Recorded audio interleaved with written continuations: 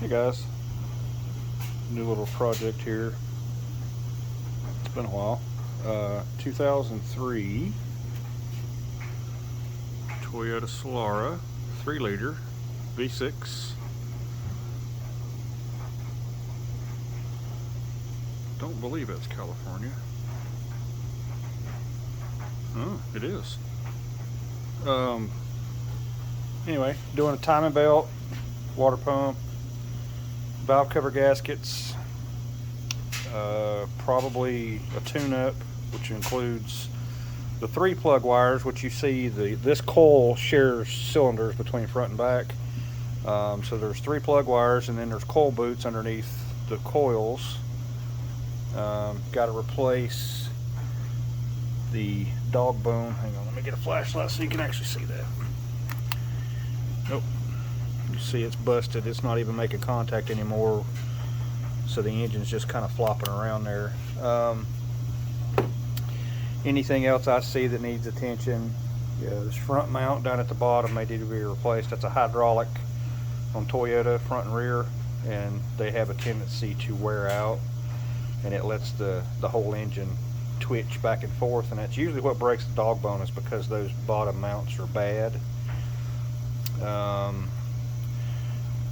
Yeah, doing a tune-up and valve cover gaskets, which you can see the front one's pouring, the back one is too. I can't show you with camera because it's too hard to see, and I don't have a lift here in this shop, which is my house. And yes, I'm doing laundry. So I'm gonna get started. I don't have a good way to hold a camera. This is not a GoPro, this is just my cell phone, so forgive me for not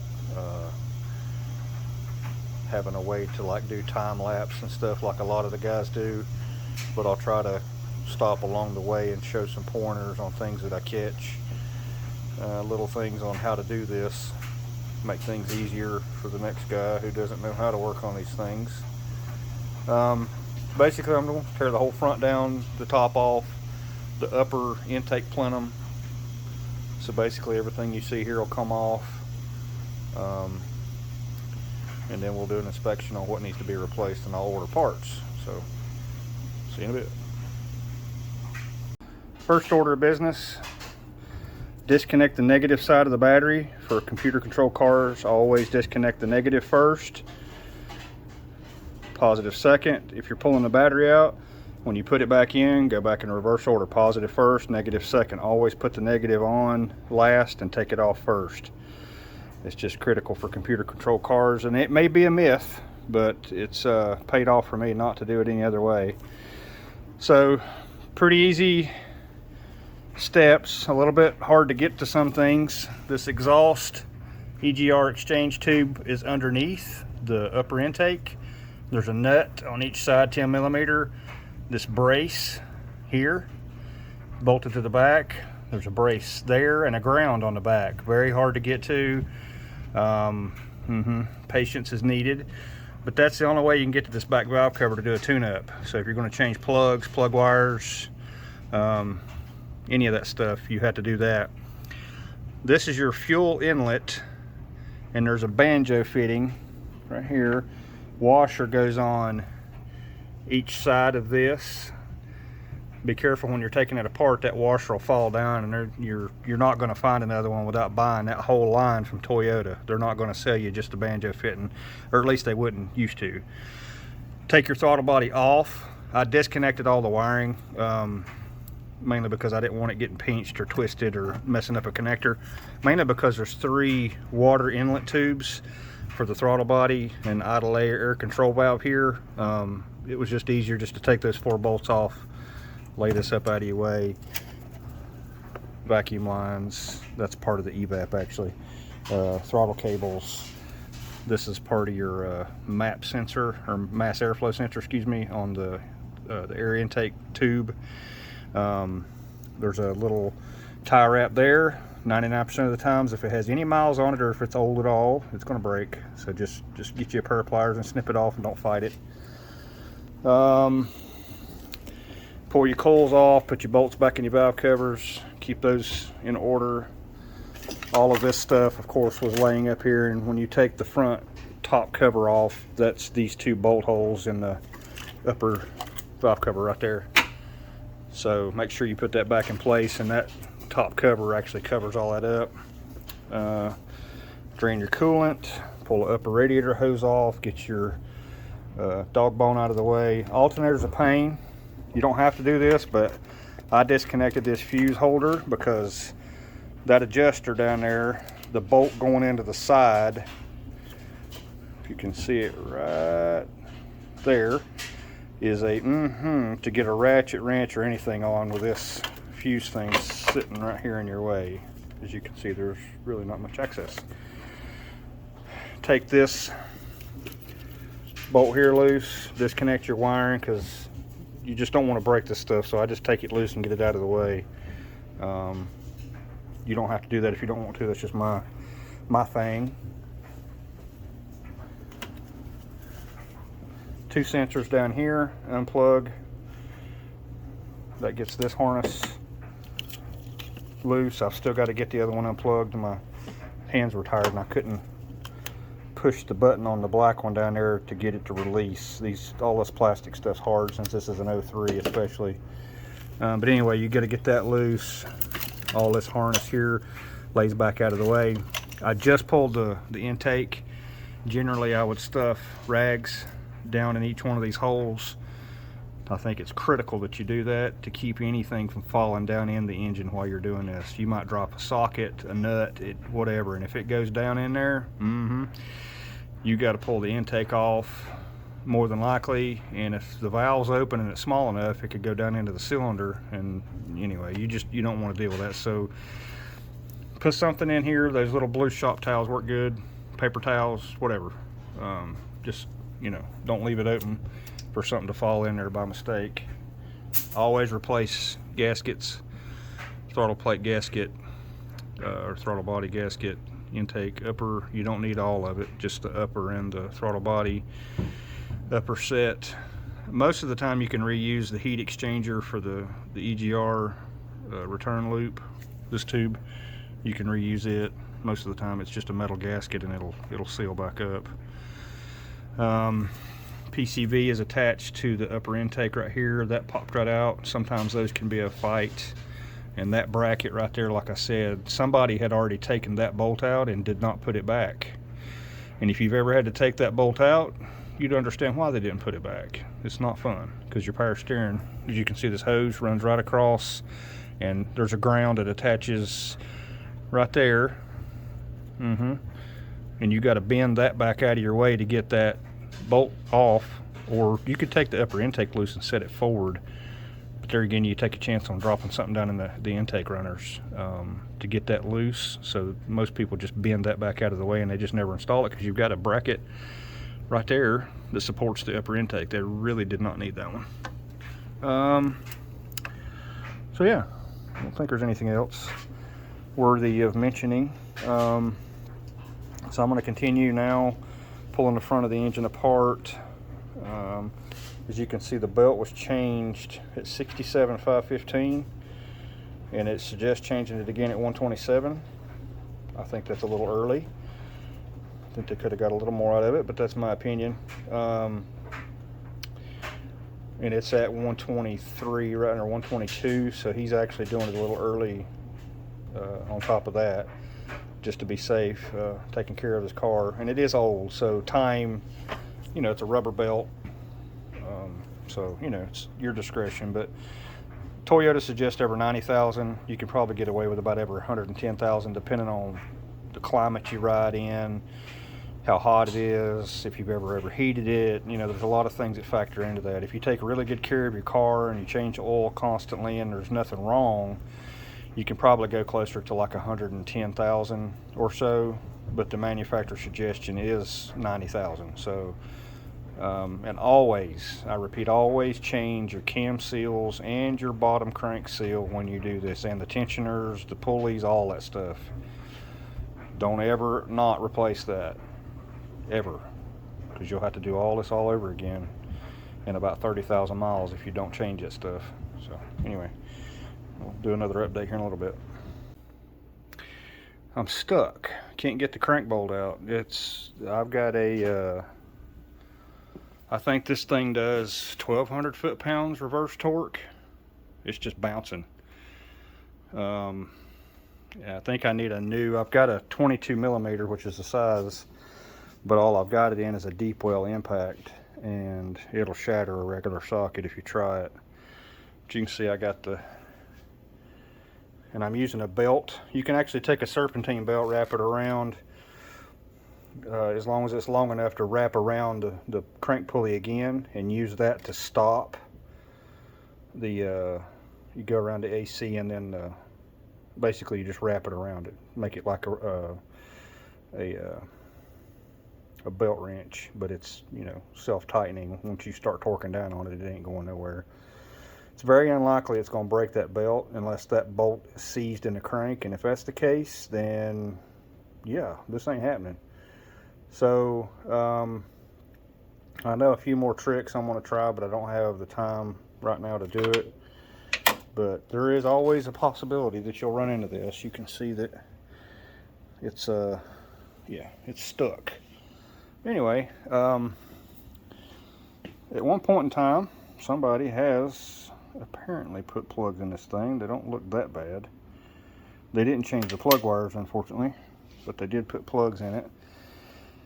But they didn't put any seals. They didn't put water pump. They didn't nothing. You can tell it's actually leaking water right now.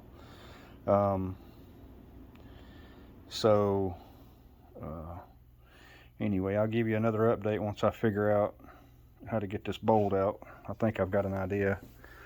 It's just going to take some ingenuity. I may even have to put some heat on that bolt, as much as I don't like doing that. I have to replace the bolt after you do that, and a lot of times the head will snap off, which is fine, because if the head snaps off, it's a long bolt, and you can pull the pulley off, and then it'll just screw it with your fingers. Worst case scenario, I'll have to grind the bolt head off if it won't break or come out, and pull the pulley off and replace the bolt that way. So that can be a challenge, guys. Don't let these things intimidate you, though. It's just a machine. Rust, you know, all that stuff. If you're in a hurry to do this, don't even touch it. Just don't. And you can see this water pump has been leaking for a while. See all this chafing and discoloration? That's from antifreeze leaking on this. So the water pump's been leaking for a while. It could possibly even have the idler pulley down in the middle there, could be seizing up also, and it's sliding on it instead of turning it. I've seen that a lot. So it definitely needs it. So hopefully the customer, who's a friend and a pastor, so hopefully he won't be too upset for me keeping his car a little longer, because I work a full-time job and I'm doing this on the weekends, and I got a late start on it because I've been sick. And anyway, no more excuses. So anyway, like I say, I'll give you an update when I get a little deeper. Hey guys, it's me again. Toyota progress. We see we got that off. So Amazon sells a tool. As you can see, it's super thick, to get that SOB right there off. Pardon my adjective. But yeah, that gun right there puts out, I think it's 1,200 foot-pounds of reverse torque, so it's not the gun's fault. I guess that socket I had originally was just worn so bad it just wasn't making good pull on it. Here is the actual part number and part for that socket, and they make them in other sizes also. It's not just a 22, so you can get, you know, whatever size you need for harmonic balancer, and they work. It was worth the 28. I think it was 28 bucks. So worth it. As you can, well, you can probably hear my crazy puppy upstairs, but as you can see, this balancer is heavily fatigued.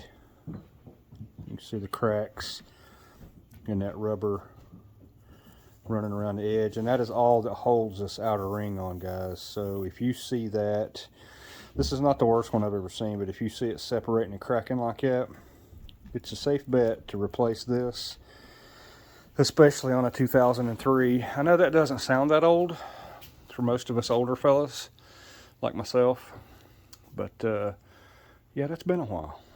It's been a while, almost 20 years. That's old for car parts. So anyway, do yourself a favor and replace it. You definitely don't want that coming off with the engine running down the interstate somewhere and it decide to start vibrating and come loose, and there's no telling what it would tear up on its way out. Maybe nothing, but then maybe a lot. So there's that. Thought I'd give you an update on that before I continued tearing into the rest of this. The wiring harness, if you're doing valve covers on this car, and you don't have a lot of patience, take it to a mechanic, because you're going to have to pull the glove box down. We'll find that socket in a minute. You pull the glove box down, you unplug the computer, and you literally unplug this whole harness off the engine so you can get it out of your way. Because if you don't, you might have enough flex here and there, but as you can see, it bolts to the back. There's really not a whole lot of flex in that thing, and guess what you're going to be doing the whole time? That wire is right there in your way where the valve cover is. It goes all the way across, all the way to the other side. So anyway, just go ahead and unplug it, get it out of your way. Make life a little easier on yourself. It takes literally 10 minutes to pull the glove box down and unplug all that stuff. It's not hard. There's just a few screws around the top edge. There's a kick plate with 2 screws, a side kick panel, and the whole thing just pops down, and then right there in your face is a computer. And I'll probably show you that too. But anyway, there's an update. Alright, front of the engine's apart.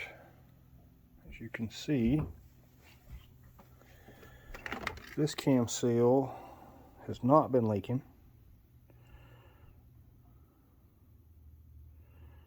which is usually the case, unless it's just been double changed on timing belt and nobody ever did it then. But on the other hand, this head cam seal almost always, repeat, almost always leaks, even when it's new.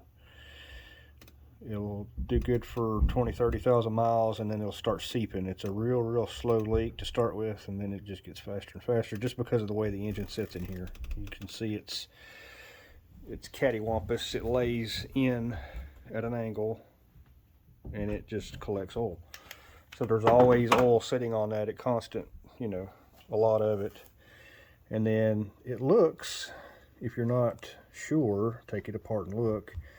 It almost always looks like there is a power steering leak, but as you can see, it's engine oil.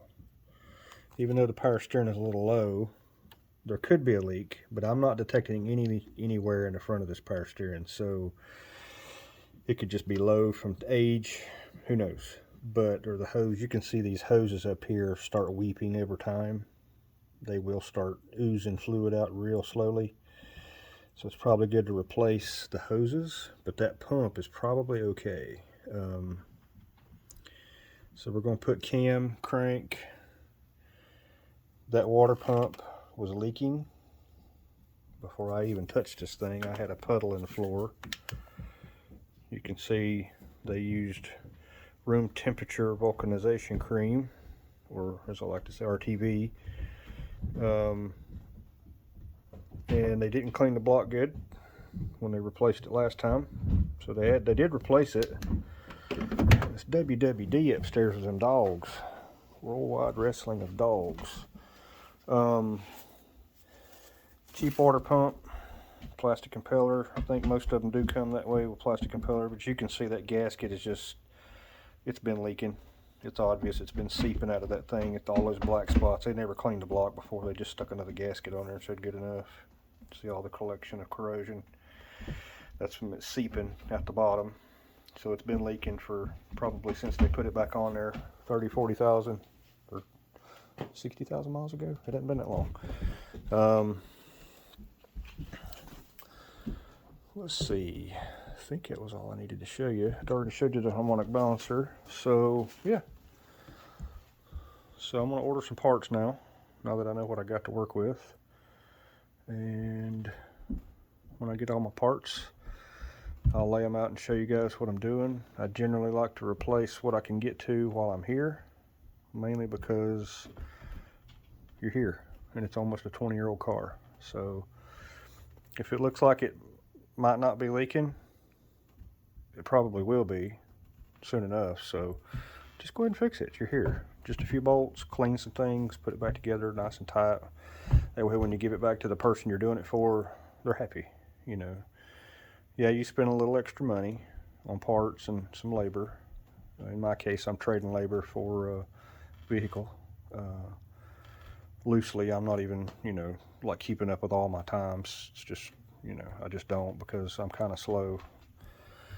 I'm a little bit too picky, so I don't think people should have to pay for my pickiness. I just do it the way I want to, and I charge a fair rate, even though it takes me longer, almost always. But I noticed another water leak somewhere under this thing, so I'm going to have to investigate that as well. It could have just been where the water pump was seeping and it just was dripping back on the pan at a further spot down and just dripping off there. I'll look at it, make sure. But we got it. Yeah, it's in pieces. All right, guys. Don't be afraid of these things, by the way. There's nothing you can't fix if you just take your time, wrap your head around it. If you can't figure it out, find somebody that can help you. Look it up on YouTube. Don't always go with the first video you find. Some of these guys actually don't know what they're talking about, believe it or not. And even some things I'm sure I've missed. Try not to. I try to give as much info as possible. Oh, looky there. I see a socket down there on the... See it? See it? Oh, right down there. See it? I'm trying to hide from it. So, you know, just don't be afraid. Jump in there, get it done. Seems like every time I try to work on this one, I get sick or something happens and I have to take a 3 or 4 days to a week off, and then I get back on it. So fortunately I've done this enough to where all these parts and pieces don't scare me. If that scares you, having this many pieces laying around, put them back where you took them out. I mean, literally, just screw them back in the hole they come out of. That way you can keep up with what goes where. I do that a little bit, but for the most part, these are all a standard length. There's so many of, you know, like the water pump bolts, they're all the same length, they're all the same color. I'm real careful about that when I'm looking at it, taking it apart. So, and I did have to use a balancer puller on that harmonic balancer, and I'm probably going to have to clean the snout of that crank and get the rust and goop off of it so I can get that timing belt pulley off to get that seal changed out, because it doesn't want to come off there. Don't force that pulley, by the way. The last thing you want to do is scar that or the crankshaft and make it hard to get on and off.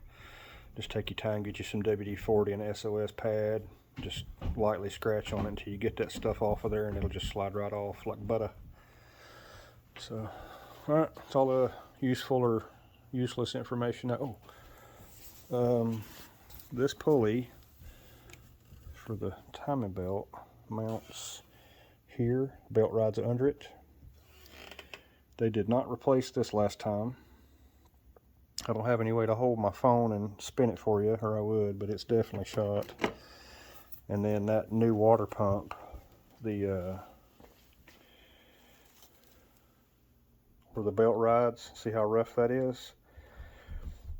That could be the way it was made, or it could have been scooting on that because the pump itself was causing too much restriction or something. So you'd notice the belt itself was, you know, It's only got 60,000 miles on it. It should not look like that. It's eat up pretty good. So it's got a lot of chafing.